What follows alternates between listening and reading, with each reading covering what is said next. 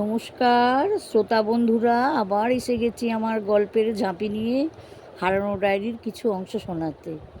ধন্যবাদ, গুরু কৃপা হি কেবলম। দীপা দেবী বলল, তুমি যদি ডক্টর উর্মিলা চ্যাটার্জি হও, ও তাহলে কার্ডিওলজি ডাক্তার সাগর ব্যানার্জি। তা আমি কি করব? আমার হৃদয়ের কোনো সমস্যা এখনও কি নেই? কিছুদিন আগে খুব সমস্যা দেখা দিয়েছিল। সঙ্গে সঙ্গে অপাদেবী বললেন, কই, কোনোদিন তো জানতে দিসনি? শরীর খারাপ করলে মা বাবাকে জানতে দিবি না? তুই এত বড় হয়ে গেছিস। উর্মি বলল, মা, আমি এখন একদম ভালো আছি। 3-4 কষ্ট হয়েছে তাই বলিনি। ও, তাহলে বিয়ে বাড়ির উল্টোপাল্টা খাওয়া দাওয়ার জন্যে গ্যাস হয়েছিল হয়তো। হ্যাঁ হ্যাঁ, তা হতে পারে। সাগর মনে মনে হাসি পেল, বুঝতে পারল ডায়েরিটা হারিয়ে যাওয়ার সময়ের কথা বলছে। নরেন বলল, এত চিন্তা করার কি আছে? হৃদরোগের ডাক্তার তো কাছেই রয়েছে, একবার চেক করিয়ে নিলে হয়। হ্যাঁ, তুই ঠিক বলেছিস বাবা। হ্যাঁ রে সাগর, বৌমা কোথাকার মেয়ে? শুনেই সাগর শরবত খাচ্ছিল, খুব জোরে বিষম গেল। সঙ্গে সঙ্গে অপাদেবী মাথায় হাত বুলিয়ে ষাট ষাট বলল, দেখ বৌমা তোর নাম করছে। নরেন বলল, ওর বিয়ে হলে তবে তো বৌমা হবে। হ্যাঁ, সে কি রে, এখনো বিয়ে করেনি? গ্রামের ছেলে এত বড় অবধি থাকে ওর পড়াশোনার জন্য, আর তাছাড়া ওর ইচ্ছাও হয়নি বিয়ে করার। সে কি কথা? সাগর আস্তে করে বলল, এসব কথা থাক না মাসি। বাবা, ছেলের লজ্জা দেখো। আচ্ছা, তোরা কথা বল, জল খাবার পাঠাচ্ছি। মা চলে যেতেই উনি বলল, নরেনদা, মা তো আমার থেকে খাতির বেশি করছে। কি ব্যাপার গো?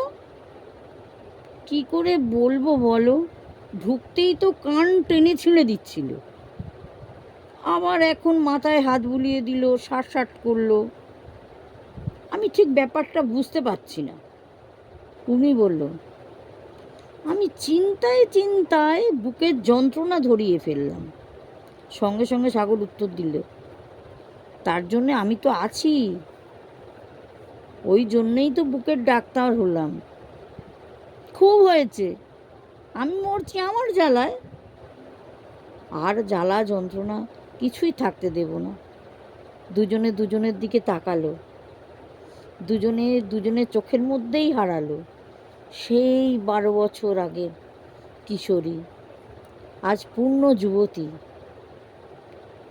সেই 12 বছর আগে গ্রামের সেই ছেলেটা, টানা টানা চোখ, কি গভীর চাউনি, এখন আরও কত সুন্দর, সুপুরুষ হয়েছে।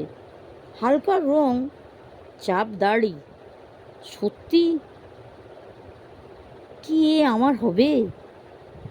এত ভাগ্য আমার ভালো। ওদের পরস্পরের দৃষ্টি বিনিময়ে দেখে নরেন আস্তে আস্তে ঘর থেকে বেরিয়ে গেল।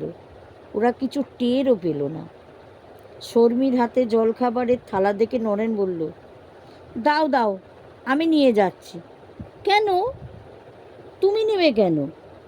আমি কি কিছু কাজ করতে পারি না নাকি? হ্যাঁ হ্যাঁ, তুমি পারবে না কেন? তা তুমি দরজার বাইরে দাঁড়িয়ে কেন? আরে না না, এমনি। নরেন আর শর্মির কথোপকথন শুনে ওরা নিজেদের মধ্যে ফিরে এলো। সঙ্গে সঙ্গে উর্মি বেরিয়ে এসে বলল, এই, কি হয়েছে রে? নরেন বলল, না না, ও কিছু না। দে আমার হাতে খাবারের থালাটা। এই নে ধর। তোরা ঘরে কি কথা বলছিলি? নরেনদা বাইরে দাঁড়িয়েছিল, এখন বুঝতে পারছি। এই, কি বুঝতে পারছিস রে? তাই বলি, মহারানীর কাউকে পছন্দ হয় না, বিদুষী রমণী হবে। তলে তলে এই। সাগর ডাকলো, শর্মী শোনো, কি হয়েছে বলো। তোমাকে কে বলল তোমার দিদি এই অধমকে পছন্দ করেছে? তোমাদের সাথে 12 বছর তো কোনো রকম যোগাযোগই নেই। তোমার কেন মনে হলো আমার জন্যে তোমার দিদি কোনো ছেলে পছন্দ করেনি? ওর মুখ বলেছে মশাই। আমরা ভাঙাগড়া থেকে আসার পর ওর মুখে প্রাণখোলা হাসি দেখিনি। এমনকি একটা বিয়ে বাড়ি গেল, সেখানেও মন মরা, কানের দুল পর্যন্ত হারিয়ে ফেলল। দেখো, আমি সেই বাচ্চা শর্মী নেই, এখন আমি সব বুঝতে পারি। ও, তা তোমার দিদির একারই সব হয়েছিল, উল্টো দিকে কিছু হয়নি বলতে চাও? বাবা, তোমরা ছোট থেকে এত পাকা কেন গো? সেই 12 বছর আগের পুরনো প্রেম আজও বাঁচিয়ে রেখেছ। কেউ অন্য কাউকে আর পছন্দই করতে পারোনি। কি করব বলো? আমি সাগর যখন, বুকে তো ঢেউ থাকবেই। উর্মি ছাড়া সাগর, সাগর তো নয়, তাহলে পুকুর হতো। যখন কেউ স্নান করতে নামবে তখনই তরঙ্গ হবে, তারপরে আবার শান্ত। ও সাগরদা, তুমি তো ডাক্তার, এত দার্শনিক হলে কি করে গো? ডাক্তার হলে মনে প্রেম থাকবে না, এটাই কি তোমার ধারণা? না না, ভুল ধারণা করেছি। যাকগে, কবে সম্পন্ন হবে সেটা তোমার বাবা মার হাতে। উর্মি জোরে চেঁচিয়ে উঠল, এই কি ব্যাপার রে, এত বাজে কথা বকছিস কেন? কেন সব বাজে কথা?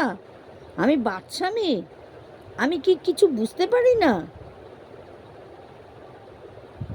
কি বুঝতে পারি না? তুই নিজেই ভেবে দেখ, একটা বিয়ে বাড়ি গেল, তোকে প্রাণ খুলে হাসতে দেখিনি।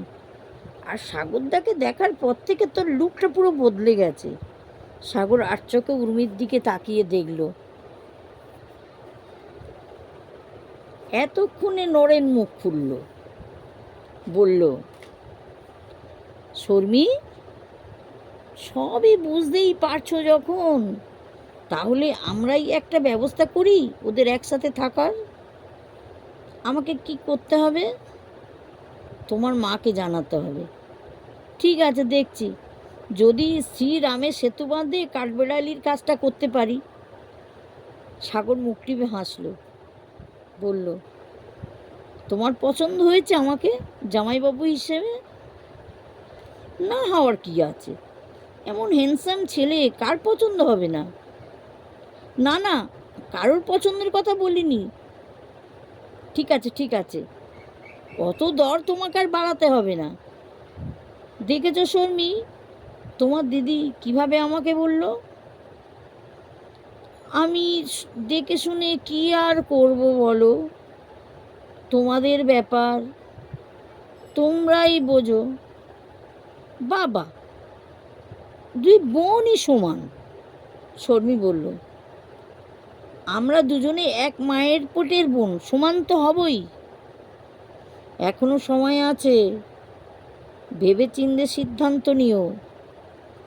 তখন নরেন উপাস থেকে গেয়ে উঠল, আমি জেনে শুনে বিষ করেছি পান, প্রাণেরও আশা ছেড়ে সঁপেছি প্রাণ।